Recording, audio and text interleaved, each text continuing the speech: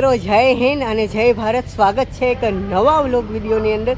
અને અત્યારે હું છું માંગરોળના બસ સ્ટેન્ડમાં અને અત્યારે હું જઈ રહી છું મૂવી જોવા માટે વેરાવળ. અને મેં અહીંયા બાઇક છે ને મૂકી દીધી છે અને થોડીક જ વારમાં આપણે જવાનું છે.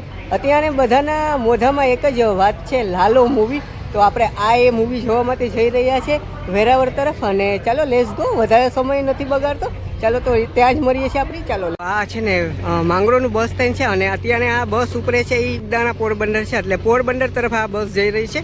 અને આ મસ્ત એવું અમારા માંગરોળનું બસ સ્ટેન્ડ છે. તો જો આ બસ અત્યારે ઉપરે છે પોરબંદર તરફ અને કવાતની બસ છે. આ માંગરોળનું છે ને વર્કશોપ છે બસ માટે, તો બસની બધી રિપેર ને બધી કરતા હોય છે આમાં. તો આવું છે. તો આપણી બસ આવી ગઈ છે અને આ બસમાં આપણે જવાનું છે. ચલો બેસી ગયો છું અત્યારે અહીંયા.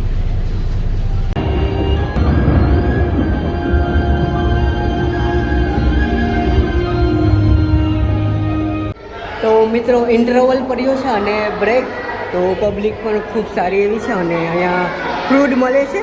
તો ત્યાં જસ્ટ બધા લોકોનું સારું એવું કાઉન્ટર છે. મસ્ત જો આપણે 7 અપ લઈ લીધી છે. આ સોડા છે અંદર. તો આનો અરાઉન્ડમેન્ટ 50 રૂપિયા છે.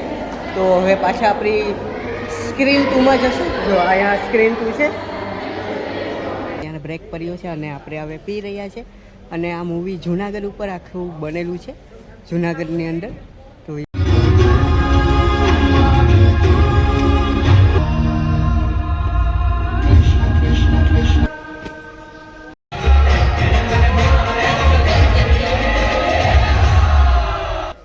મિત્રો આપણે કાલે જસ્ટ મૂવી જોઈ હતી લાલો, અને ખૂબ સારી એવી મૂવી છે. તો તમને પણ રિક્વેસ્ટ કરું છું કે તમે પણ જોવા જજો.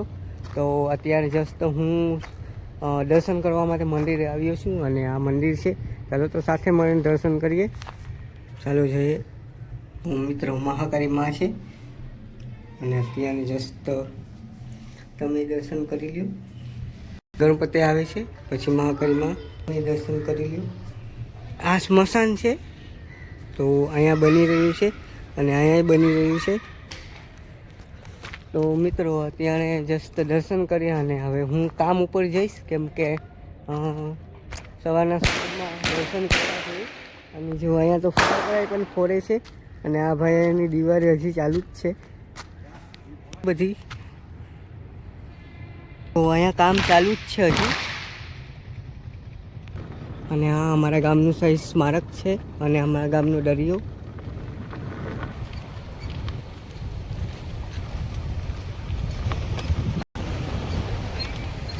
તો જસ્ટ અત્યારે હું જઈ રહ્યો છું કામ ઉપર અને આ ડંગાઓ છે.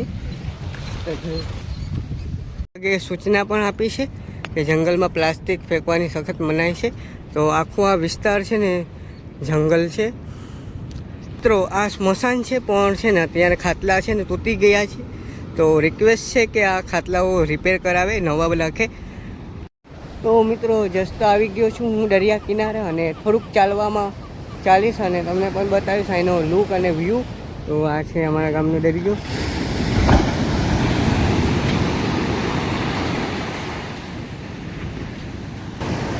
તો મિત્રો ખાસ કરીને તમે બહારથી આવતા હોય દરિયા કિનારે ફરવા માટે, તો દરિયા કિનારે જ રહેવું. દરિયાની અંદર પગ કે બોલવા નહીં, કેમ કે હમણાં જ એક દુર્ઘટના ઘટી હતી આદિરીના દરિયા કિનારે. એક યુવતી તણાઈ ગઈ હતી, તો હજી એનો પત્તો નહોતો. જો અત્યારે અહીંયા છે.